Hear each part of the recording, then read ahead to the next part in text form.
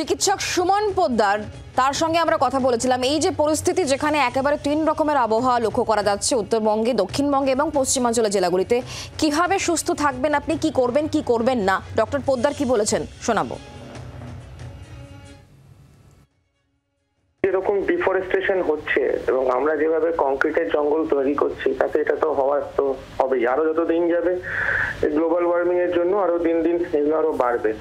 তো যেটা এই মুহূর্তে আমরা করতে পারি সেটা হচ্ছে যে যা কিছু আমাদের কাজকর্ম সেগুলো আমাদের একদম সকালের দিক আর একদম সন্ধ্যের পর বা সন্ধ্যের দিকে সেই জায়গাগুলোতে আমরা সেই টাইমগুলোতে আমরা করতে পারি।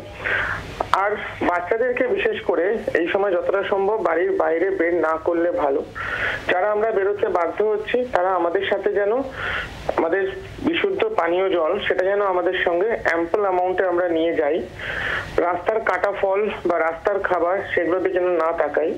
যদি সামান্যতম কোনো কষ্ট হচ্ছে, কোনো রকম কোনো অসুবিধা মনে হচ্ছে, সেক্ষেত্রে যেন একটা শেল্টার বা শেডে গিয়ে যেন রেস্ট নিতে আমরা দ্বিধাবোধ না করি। এবং যে জামা কাপড় আমরা পরবো সেই জামা কাপড়গুলোতে যতটা সম্ভব হালকা সুতির জামা কাপড় এবং লাইট কালারের জামা কাপড় পরতে হবে।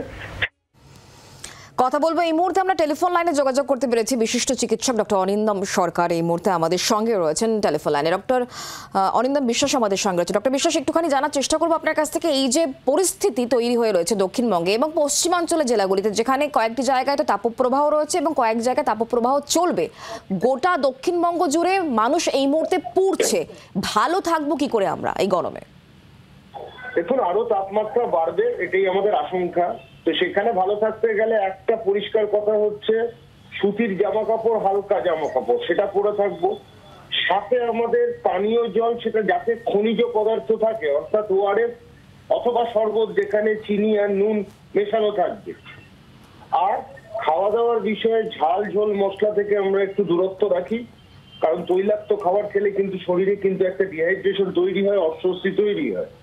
তার সাথে অনেক পানীয় জল আছে যেগুলো হাইপারটনিক, যেগুলো জল টেনে নেয়, ওই জন্য পিপাসা মেটে না, বারবার ওই পানীয় জল খেতে হয়। তো সেই ক্ষেত্রে আমরা একটা কথাই বলবো, সেটা হচ্ছে যে এটা এইসব জল থেকে আমরা যেন সরে থাকি, জল পান না করি। তৃতীয়ত হচ্ছে ছাতা ব্যবহার করা।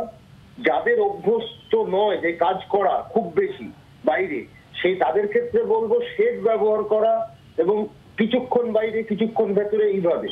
কারণ সব থেকে বেশি আক্রান্ত কারা হতে পারে? যারা বাইরে কাজ করছে, পুলিশ, সাংবাদিক, আর যারা বাইরে লেবার ফোর্স যারা রয়েছে, সেই ক্ষেত্রে তাদের এই সাবধানতাগুলো অবলম্বন করা দরকার। তার সাথে যে ফলগুলো যার জলীয় প্রভাব বেশি সেই ফলগুলো আমরা যদি নিই, যেরকম তরমুজ, যেরকম আপনার মুসম্বি বা কমলা লেবু, এই সবগুলো থাকলে আমরা মনে করি শরীরটা ঠিক থাকবে।